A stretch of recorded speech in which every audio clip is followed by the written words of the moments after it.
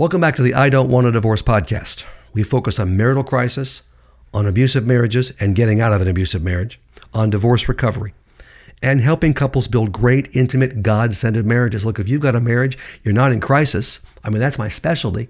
I think you know that by now, but I have other books. I call them my fun books that really take a marriage that's good or okay or really pretty good and make it even better. So there are books for that too. Kiss Me Like You Mean It, A Marriage After God's Own Heart, Men Are Clams, Ribbon Are Crowbars. So we've got a book. I'm telling you, whatever the issue in terms of relationship, I've got a book for you. And if you've got personal emotional problems and depression, anxiety, issues from a relationship, again, I've got a book. I'm not okay and neither are you. Personal emotional healing. So the books are there. The plans are there.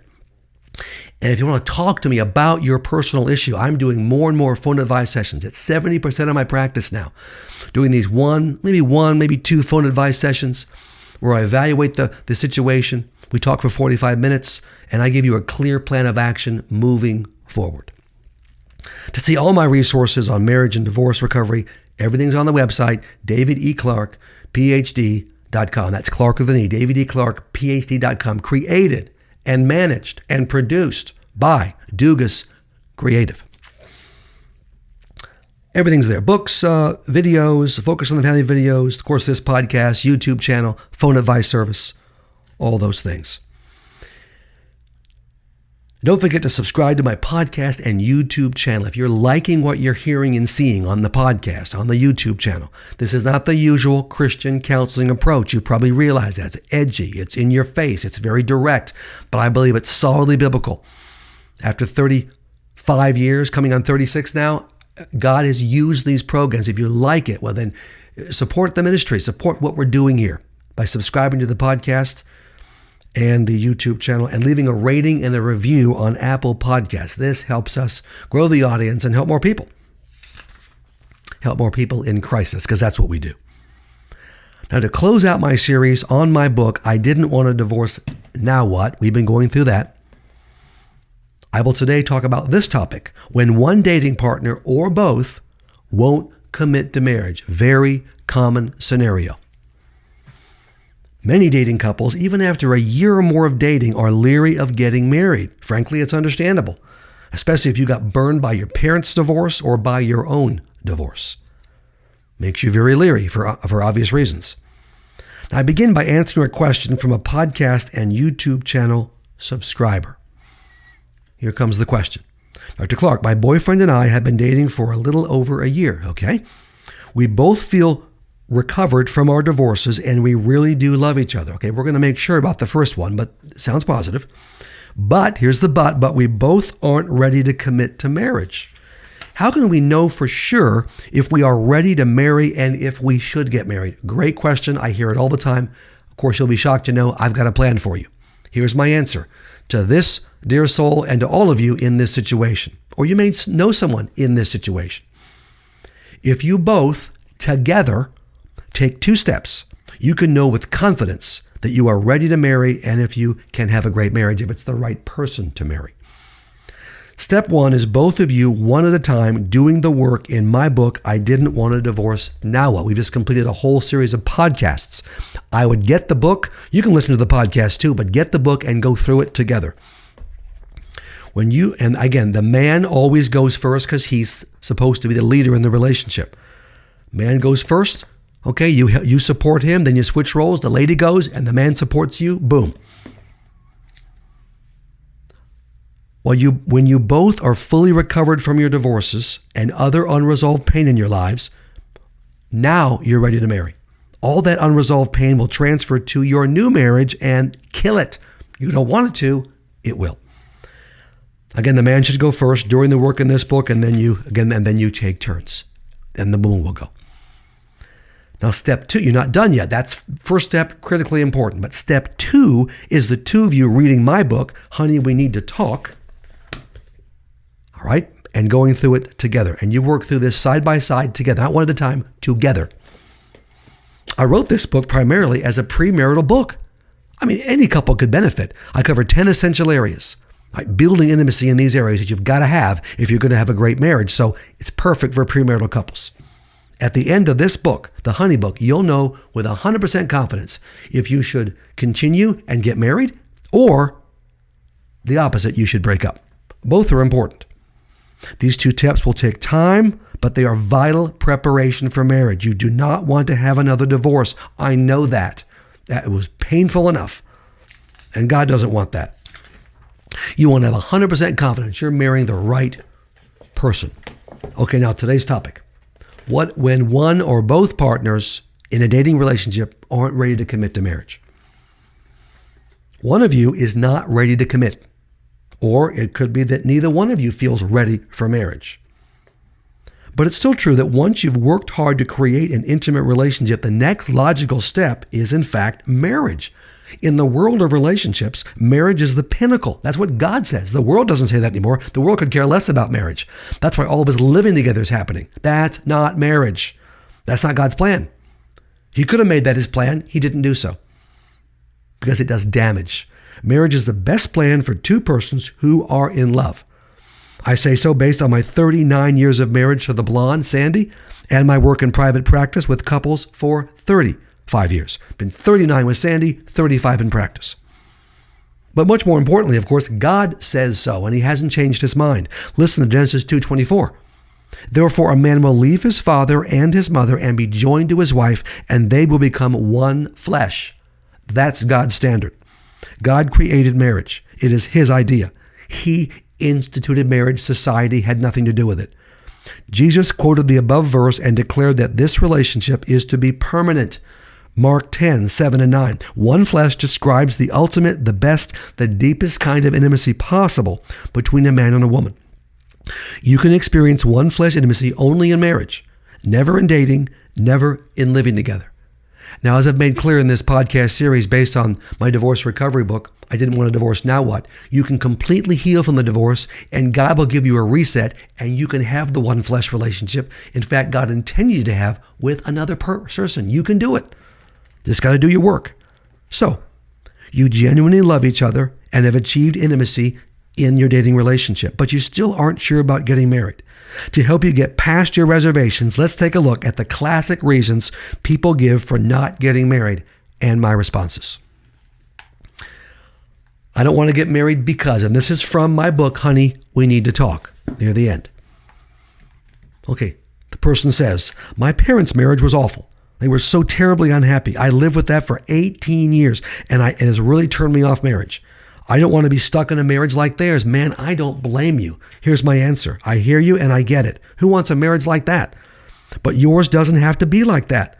Your parents chose to be miserable and do nothing about it, frankly. You and your partner can choose to do the work in my 2 books I just mentioned and recover from your pain and build a solid relationship. That can be you.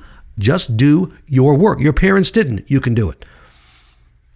Person says, another reason, my ex burned me badly, and I never want to go through that kind of pain and rejection again. Many of you can understand that. A breakup is one thing. A divorce would be a lot worse. Boy, true. Here's my response. The end of a relationship, whether you were married or not, causes a lot of pain, and it might happen again. But again, you too can completely heal from your divorces. That's why I wrote the book, I Didn't Want a Divorce, Now What? Yes, marriage is a risk. Life is full of risks, but it's a good risk. You shouldn't stay unmarried because of the risk. Life comes with risk. You can heal from your exes. You absolutely can, and I can help you do that. Another statement. You know what? This is someone talking to me. I love my partner, my dating partner, but I don't know if he or she is the one. Okay, I've heard that a million times. I've heard it once. Here's my response. If you've been close for at least a year and gone through my 2 books, okay, the Honey book, and then, of course, first the I Didn't Want a Divorce, Now What book, and you still don't know if they're the one, then they're not the one. And you don't love them that much, do yourselves a favor and break up. Another statement, I'm a very independent person. My response is, you can be independent and married. You want to meet an independent person, you need to meet Sandy Clarke, incredibly independent, smart, was the only Christian in her family for years. They thought she was nuts. She was walking with the Lord. She's a strong-minded person. She's very independent, but we have a mutual and healthy dependence on each other because we choose to. You can do that. She's more independent than I am. I rely upon her to do like everything. Anyway, not everything, but she's independent. It still works. In successful, happy marriages, two persons can handle life on their own quite well, but because of love, choose to enter a relationship in which the partners are equals. You continue to have your life, but you choose to put your partner's needs and well-being above your own. If you can't do that for your partner, okay, break up. Another comment, I've seen too many family members, friends, and coworkers get divorced. It looks to me like marriage isn't working out for many couples. Yeah, you can understand that too. Divorce rate super high, 50%. My response, there's nothing wrong with the institution of marriage. The problem is the persons in the marriages. With hard work and God's help, your marriage can be a happy, healthy, successful one. If you recover from your divorces, if you build that new relationship in dating with the honey book, you can be good to go. Okay, here's the kicker. I hear this all the time. It makes sense to try out marriage by living together first. Most of our friends are doing this. You're not trying out marriage by living together because you're not married. Here's my response. It seems to make sense what you're talking about, this kind of trying it out. It's like test driving a car before you buy it. But it doesn't make biblical sense. We've got to go with God on this. God's plan is marriage, and his word clearly instructs men and women to keep sex for marriage. And because of this truth, living together violates God's rules. 1 Thessalonians 4:3, Hebrews 13:4. And it doesn't, in fact, make practical sense. Living together doesn't, in fact, lead to a stronger and more intimate relationship. Never. Did you hear that? Never. There's always a price to pay. How many of your friends are any closer to getting married by living together? It can go months. It can go years. Are their relationships becoming more and more intimate and committed? Or are they staying pretty much the same or deteriorating? You are renting the relationship. You're not owning it. God says you need to own it. And if you're not willing to own it, it's the wrong person. Person says, marriage just isn't working anymore. I mean, look around. Very few couples seem to be really happy for a lifetime. I just don't think my marriage can last. I don't think any marriage can last. Here's my response. You've bought our culture's lies that marriage is outdated and that marital love never lasts. There are couples whose marriages remain intimate and vibrant for a lifetime. The media rarely mentions these happy couples because it doesn't sell advertising. Find a few of them and ask them what has worked for them. Find these older saints in their church, married 40, 50, 60 years, and ask them what has worked. Person says, I'm not ready to commit for life. It seems like a life sentence. My response is this: with the right person and a relationship based on the skills developed in the 10 Essential Areas book, the Honey Book, you will leap at a life sentence. You'll want a life sentence because this is your person. You're either all in or you're all out. If you've done the work in those two books and you're not all in, then get out. Person says, last one, I may not marry my partner, but I'm still committed. My response is, no, you're not. No, you're not committed. You have, in fact, zero commitment. You can leave anytime you want to leave. Commitment is marriage, saying, I promise I will love you for as long as I live. That's commitment. Anything short of that is not commitment. Now, these are the popular reasons I hear from clients, both on the phone in my phone advice sessions and in my therapy office right here with the blue couch, who don't feel ready to move their relationship to marriage. You may have other reasons, okay, not to get married. Whatever the case, I want the two of you to have a series of honest talks about marriage. Share and discuss in detail your reasons for not wanting to get married. Lay it all on the table, no holding back, to try to protect yourself or your partner.